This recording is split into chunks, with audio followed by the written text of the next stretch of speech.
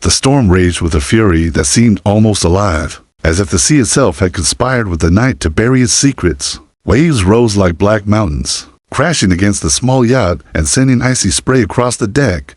The wind howled in Emma's ears, whipping her damp hair against her tear-streaked face, and every gust seemed to steal the breath from her lungs. She clung desperately to the metal railing, her small fingers stiff with cold, eyes wide with terror as she looked up at the man who stood above her. "Please, Daddy," she whispered, though her words were swallowed by the roar of thunder and water. "Don't do this." Richard Evans loomed over her, his suit clinging to his frame, soaked through, his tie whipping in the storm like a loose rope. His face, once familiar, once the comfort she had known every night when he tucked her into bed, was carved into something unrecognizable. His jaw was clenched, his eyes hollow and cold, and the lines etched into his skin seemed sharper in the flashes of lightning. For a fleeting second, Emma thought she saw something in his gaze: hesitation, regret, but it vanished as quickly as it came. "This is the only way," he muttered, his voice low and hard, more to himself than to her. He gripped her arm tighter, his fingers digging into her skin. Emma's chest heaved with sobs, but her voice was steady with a kind of desperation that came from knowing her life hung on the edge. "I won't tell anyone, I promise. Please, Daddy, I'm your little girl." His face twitched, a shadow of pain flickering across his expression, but his grip did not loosen. He had built an empire on silence, on the bodies of those who had crossed him, and his daughter had seen too much. She had overheard phone calls she wasn't meant to hear, questions she wasn't meant to ask. In her innocence, she had stumbled into the heart of darkness, and now she was a threat. He could not allow it. The boat lurched violently as another wave slammed against its side. Emma fell to her knees, scraping them on the slick deck. She cried out, her small hands sliding across the wet surface as she tried to pull away from him. Lightning lit the sky, casting its shadow over her, long and monstrous. For one brief, heartbreaking moment, she searched his face for the man she remembered, the father who had carried her on his shoulders at the park, who had read her stories with a voice that always made her laugh, who had kissed her forehead and told her she was his world. But that man was gone, swallowed by greed and fear. Richard yanked her to her feet, his expression frozen, as if the storm had carved it from stone. Her pleas cracked into broken sobs, words tumbling out with the frantic rhythm of survival. "Please, Daddy, please don't leave me." His jaw tightened. Without another word, he dragged her to the edge of the boat. She thrashed against his grip, her nails scratching against his wrist. But her strength was nothing against his. For a heartbeat, he stared at her, the wind tearing at both of them, the ocean raging below like a beast waiting for its prey. His lips parted as though he might speak, but instead he shoved her forward. Emma's scream split the night as her body was hurled into the black abyss. The icy water swallowed her instantly, the shock stealing the air from her lungs. She kicked wildly, fighting the crushing cold that clamped down on her chest. But the sea pulled her under, dragging her deeper with every passing second. Salt water burned her throat as she gasped, arms reaching out into the void, searching for the surface that seemed so far away, above her, blurred by the churning waves. She caught one final glimpse of the boat's silhouette. Her father's figure stood on the deck, unmoving as lightning painted his outline against the storm. Then, slowly, it began to fade, swallowed by rain and distance. Emma's movements grew weaker. Her body felt heavy, her limbs numb, her will to fight slipping as the ocean tightened its grip. Her last breath bubbled away into the dark water, and with it, the last fragment of innocence she had clung to. The father she had loved was gone. What remained was betrayal, colder than the sea around her, and then nothing but darkness.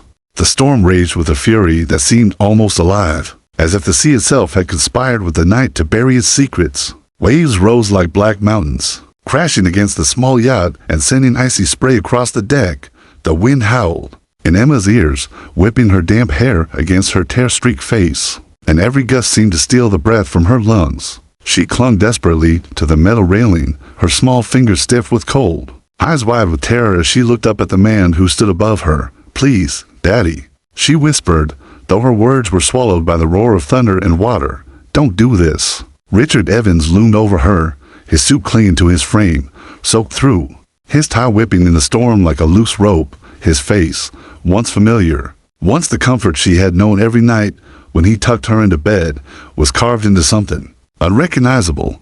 His jaw was clenched, his eyes hollow and cold, and the lines etched into his skin seemed sharper in the flashes of lightning. For a fleeting second, Emma thought she saw something in his gaze: hesitation, regret, but it vanished as quickly as it came.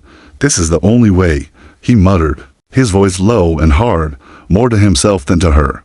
He gripped her arm tighter, his fingers digging into her skin. Emma's chest heaved with sobs, but her voice was steady with a kind of desperation that came from knowing her life hung on the edge. "I won't tell anyone, I promise. Please, Daddy, I'm your little girl."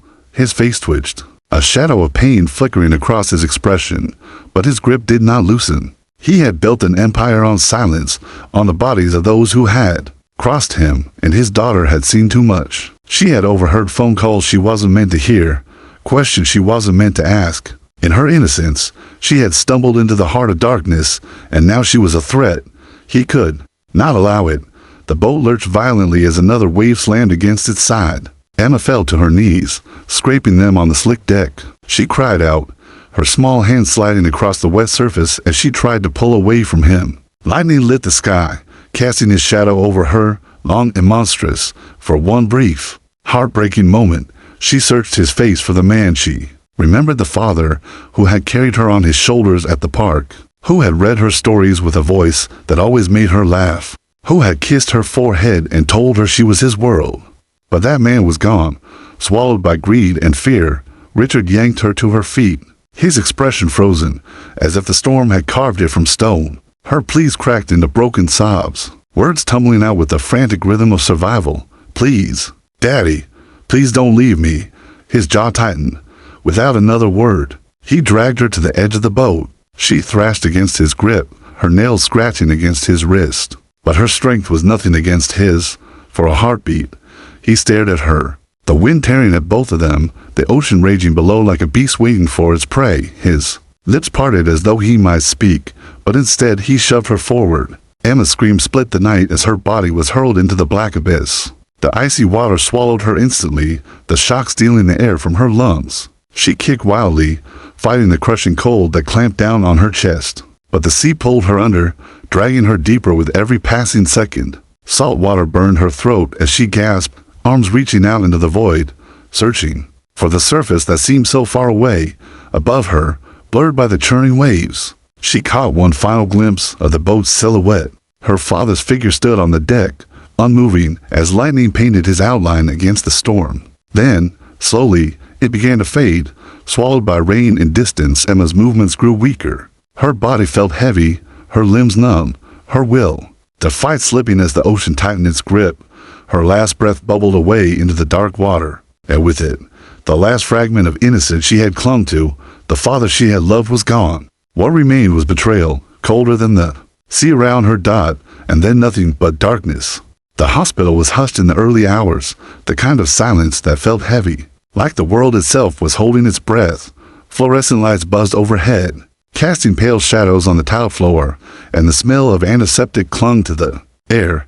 Ethan Bennett sat in the corner of the small room, his damp clothes long since replaced by borrowed scrubs, but the storm's chill hadn't left him. It wasn't only the cold in his bones, it was the weight of questions he couldn't shake out. The girl lay beneath layers of blankets, her face framed by tangled strands of blonde hair. Machines beeped softly beside her, tracking the fragile rhythm of her life. She looked breakable, as though the world had already taken too much from her. Yet something about the way she clung to life, the way she had whispered those two desperate words, told Ethan she was stronger than she appeared. He leaned forward, elbows on his knees, staring at her. He should have left her in the doctor's care, gone back to his yacht, gone back to the endless fight to save Megan, but his feet would not move. This child, this stranger, had gripped him in a way he could not explain. The door creaked open, and Dr. Lawson, the attending physician, stepped inside. His tired eyes scanned the monitors before settling on Ethan. "She'll sleep for a while," Lawson said softly. "The body has remarkable ways of protecting itself." But he hesitated. "She's been through more than the sea." Bruises on her wrists, old and new, signs of restraint. This wasn't an accident. Ethan's jaw tightened. A storm might explain the cold, the near drowning, but not marks like those. "She didn't fall overboard," Ethan said, voice low. "Someone put her there." The doctor gave a grim nod. confirming what Ethan already knew in his bones. Hours blurred into one another. When the girl finally stirred, her eyes fluttering open, Ethan was at her side. She blinked up at him, confusion clouding her gaze.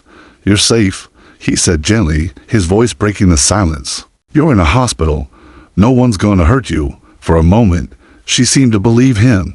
Her lips trembled, and her small hand shifted weakly beneath the blanket.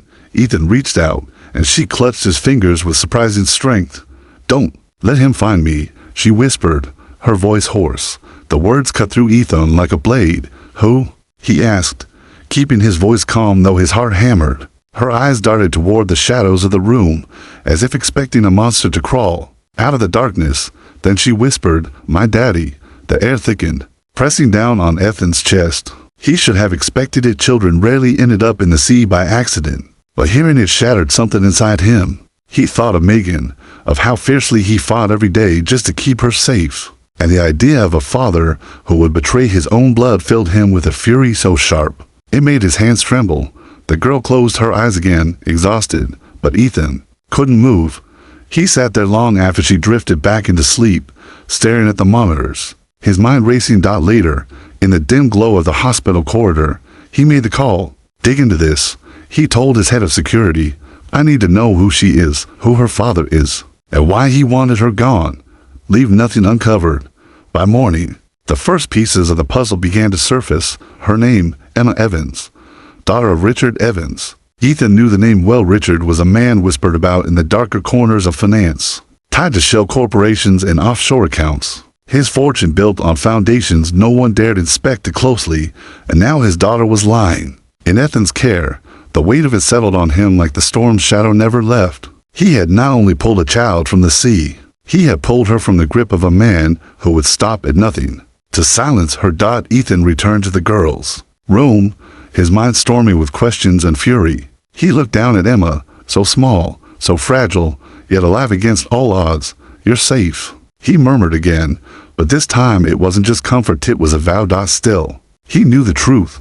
Safety was a fragile illusion, somewhere out there. Richard Evans was already learning his daughter had survived, and men like him did not forgive loose ends. Ethan leaned back, his hand tightening into a fist. He had the wealth, the resources, the power to protect her. But more than that, he had something else, something Richard had abandoned long ago.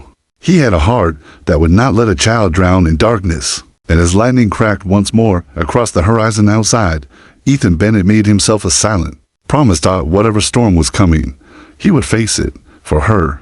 The morning sun broke through the hospital blinds, soft and golden, but the warmth didn't reach Ethan Bennett's chest. He stood at the window, his arms folded, his reflection staring back at him in the glass.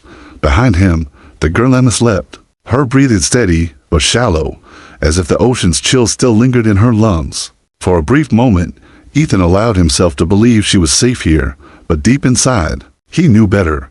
His phone buzzed on the table. It was Marcus, his head of security. Ethan answered quickly, his voice a low growl. "Tell me you have something." Marcus hesitated, then spoke. "We ran a trace. Richard Evans knows his daughter survived. Someone on the docks talked, maybe a paramedic, maybe a nurse. Word spread fast. He's moving men, not subtle ones either. They're already asking questions." Ethan's jaw tightened. He turned his gaze back to Emma. Her small hands were folded beneath the blanket, her face pale against the pillow. She looked peaceful, but peace was a lie. Predators were already circling. "Get eyes on every entrance," Ethan ordered. "No one comes near her without me knowing." "Ethan," Marcus added, his voice graver now. "This isn't just about the girl. Evans has dirt on half the city, politicians, bankers, maybe even cops.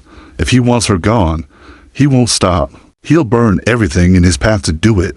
Ethan ended the call without replying. He didn't need the reminder. He'd built his fortune in a world of sharks, but even sharks feared Richard Evans. Behind him, a small voice stirred. "Mr.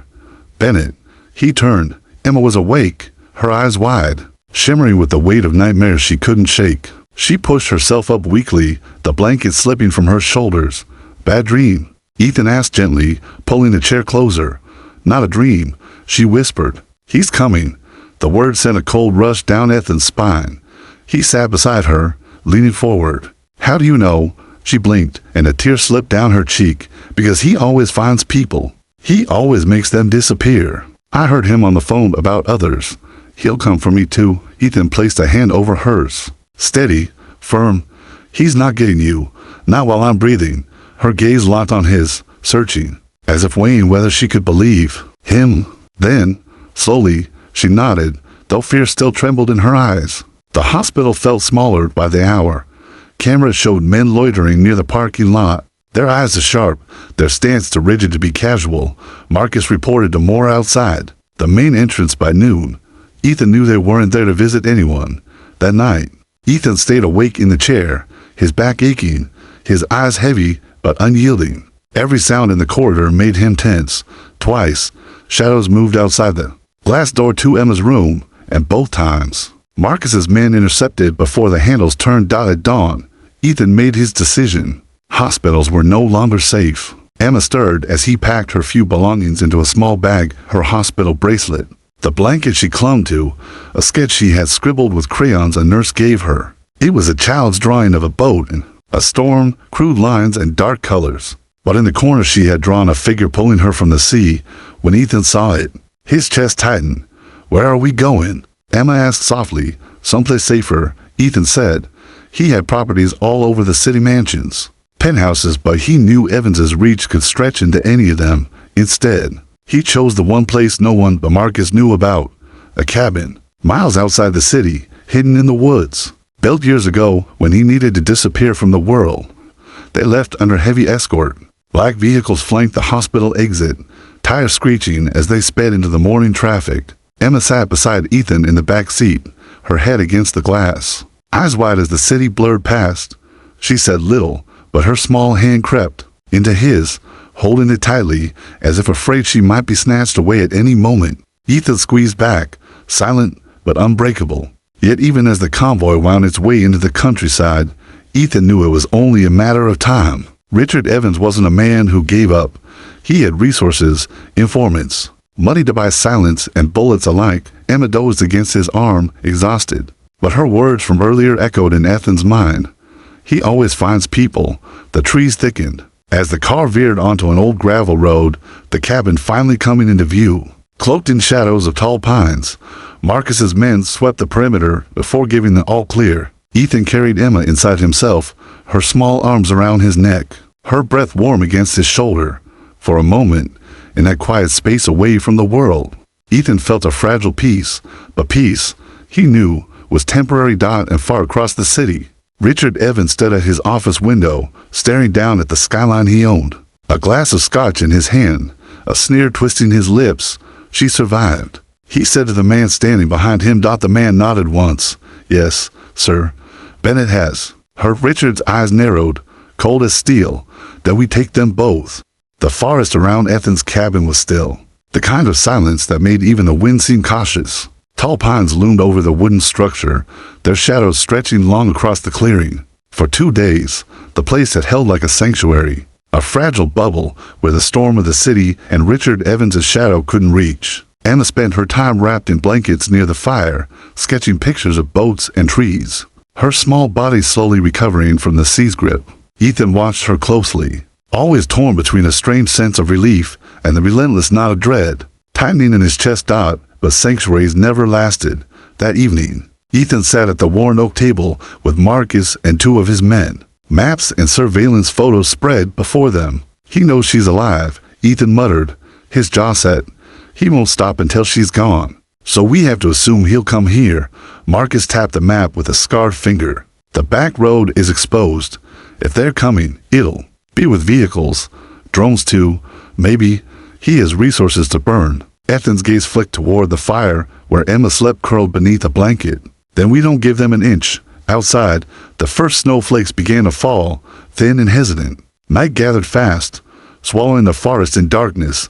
Marcus doubled the guards on the perimeter, their radios crackling softly through the quiet. Ethan stayed by the window, eyes scanning the tree line, every nerve wired tight. Around midnight, the first sign came. Headlights flickered deep in the woods, brief and low, like predators' eyes. Marcus cursed under his breath, lifting his rifle. "They're here." The next minutes unraveled in chaos. Black SUVs rolled into the clearing, engines growling, their tires crunching against gravel. Doors slammed open and shadows spilled out, men in dark coats, armed, moving with cold precision. Upstairs, now, Ethan snapped to Emma. He grabbed her small hand and pushed her toward the staircase. Don't stop until you're in the bedroom. Lock the door and hide under the bed. Do you understand? Fear widened her eyes, but she nodded, clutching his arm. You'll come back, right? Ethan bent quickly, pressing his forehead to hers for a fleeting second. Always. Gunfire shattered the night. Marcus's men opened fire from the cabin. Windows, returning shots that split the air. Glass exploded, was splintered. Ethan shoved Emma up the stairs just as bullets tore through the walls. The cabin shook with a storm of violence.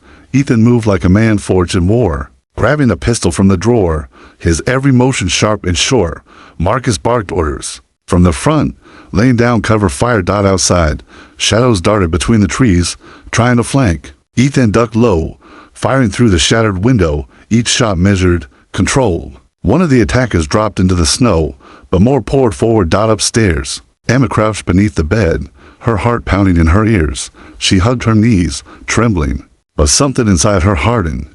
She had seen her father's men before, heard their voices in the night when people disappeared. She knew what they were capable of, but now, for the first time, she wasn't frozen. She was angry. Downstairs, Ethan reloaded, sweat streaking his face despite the cold. Marcus shouted, "They're trying to flank the back." Ethan darted through the hallway, stepping into the kitchen just as the back door burst open. Two men surged inside. Ethan fired. One dropped. The second lunged with a knife. Ethan met him head-on. The slamming against the counter, steel flashing. Ethan twisted, the blade skimming his ribs before he drove his elbow into the man's jaw, sending him crashing to the floor. The fight raged for minutes that felt like hours. Every corner of the cabin became a battlefield, bullets carving holes into wood, firelight flickering against chaos. And then, as suddenly as it began, silence fell. Smoke drifted in the air, the acrid scent of gunpowder burning Ethan's nose. Marcus limped from the doorway, blood on his sleeve, for now. He said between breaths, "But this was just the first wave. Evans won't stop. You know that." Ethan's chest heaved as he lowered his weapon. His mind snapped to Emma. He rushed up the stairs, threw open the bedroom door, and dropped to his knees, peering beneath the bed. She was there, her eyes wide but alive. He reached in, his hands gentle now, pulling her into his arms. She clung to him, shaking, but there was a strange fire in her voice when she whispered, "They'll never take me back. I won't let them." Ethan froze, holding her tighter. Her words carried a weight beyond her years, a defiance forged from betrayal. She was no longer just a frightened child. She was a survivor who had seen the face of evil and refused to bow to it. He pulled her close, whispering, "Then we'll fight together." And though the night outside the cabin had fallen silent, Ethan knew it was only the calm before a darker storm, because somewhere, Richard Evans was already planning his next move, and when he came, it wouldn't be with shadows in the trees. It would be with a vengeance that could burn everything Ethan held dear. The morning after the attack, the cabin looked less like a refuge and more like the shell of a war zone. Bullet holes scarred the wooden walls, glass shards glittered across the floor, and the smell of smoke lingered, clinging to everything. Marcus's men worked in silence, patching up wounds and gathering shell casings. But their eyes carried the same question Ethan was already asking himself. How much longer could they hold out? Emma sat curled on the couch, her knees tucked against her chest, the blanket around her shoulders torn from a bullet's near miss. She stared at the fire with wide, restless eyes. She hadn't cried, not once since the attack. Instead, she seemed older, heavier, as if the night had stolen the last of her childhood. Ethan crouched beside her, his voice low. "How are you holding up?" Her gaze flicked to him. "You said he'd never find me." Guilt knifed through his chest. "I was wrong," he admitted. "But I promise you this, he won't take you. Not while I'm here." She studied him, as if measuring whether he meant it. Then she whispered, "He doesn't stop. You don't know him like I do." Ethan did not reply, but the truth hung heavy between them. She was right. Richard Evans was not a man who retreated when blood was in the water. By noon, Marcus returned from a secure call. His face was pale, his jaw grim. "We got confirmation," he said.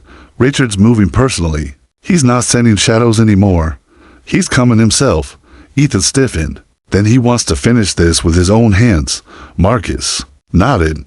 And he's bringing more than hired thugs, men trained, armed, loyal only to him. If he finds us, this turns into a war. The words were still echoing when the sudden pounding rattled the cabin door. Not fists, but the echo of amplified speakers, the kind police used in standoffs. Ethan's blood ran cold. A voice boomed across the clearing, smooth and venomous. Ethan Bennett, I know you're in there, and I know you have something that belongs to me. Emma froze, her breath catching in her throat.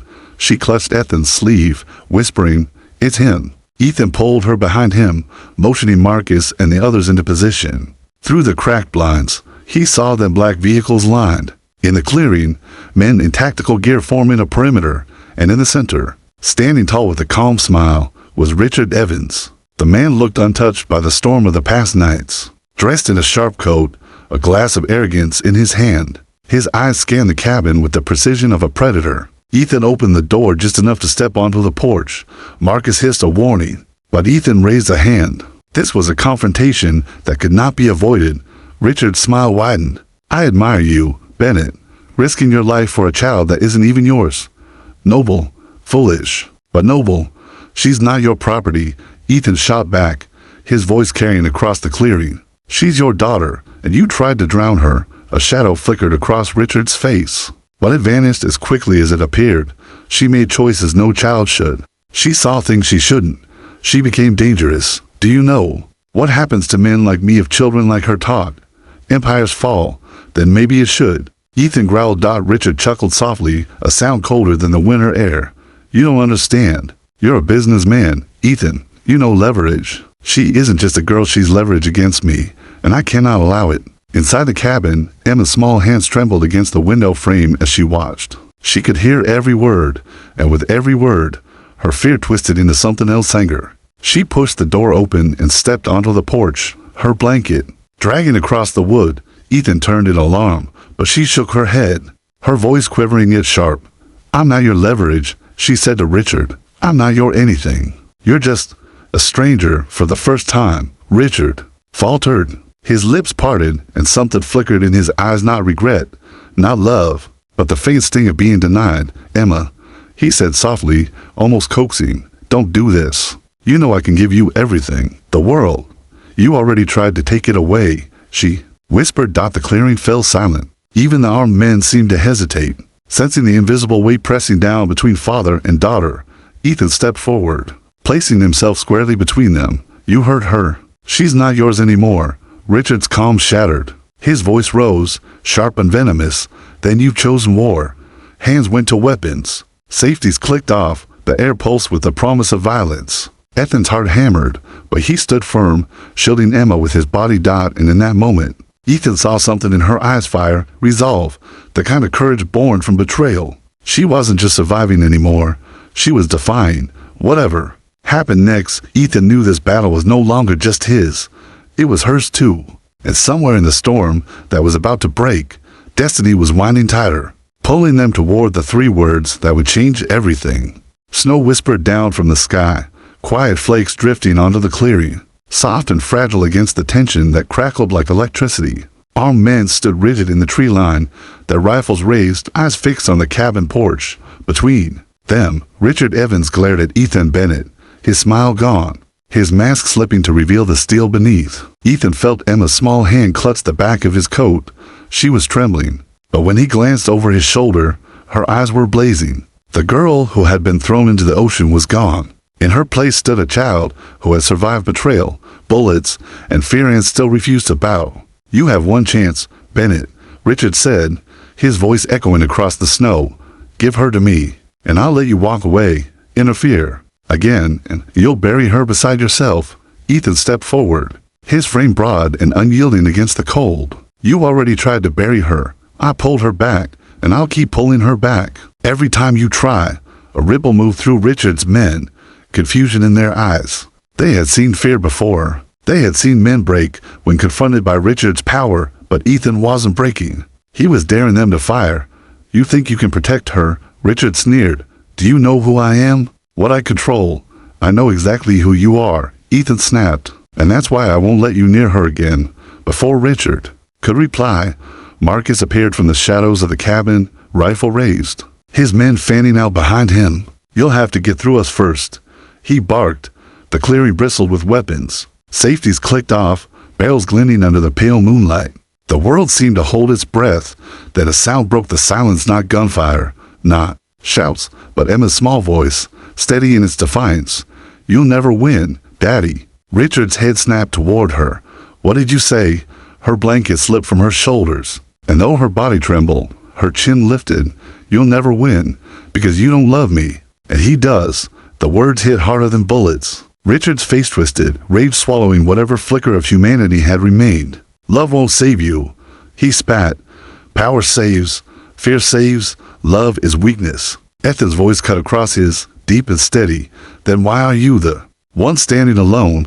Before Richard could answer, chaos erupted. A gunshot cracked, shattering the stillness, and both sides exploded into motion. The night filled with flashes of fire, the air split by screams and the whine of bullets. Marcus's men returned fire, forcing Richard's soldiers to scatter. For cover, Ethan grabbed Emma, pulling her against the cabin wall as splinters rained down around them. "Stay behind me," he shouted, shielding her with his body as he fired into the night. But Richard wasn't aiming for the men.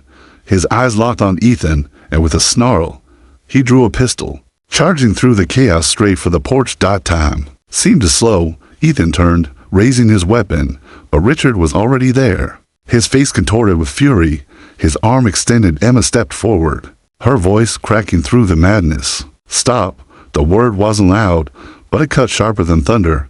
Richard froze, his gun trembling. His daughter, his blood stood between him and his target. She looked up at him, her face pale, but her eyes burning. Then she whispered the three words that shattered the night. "She's like me." Richard blinked, confusion flickering across his face. Ethan froze, his heart stuttering. "What did you say?"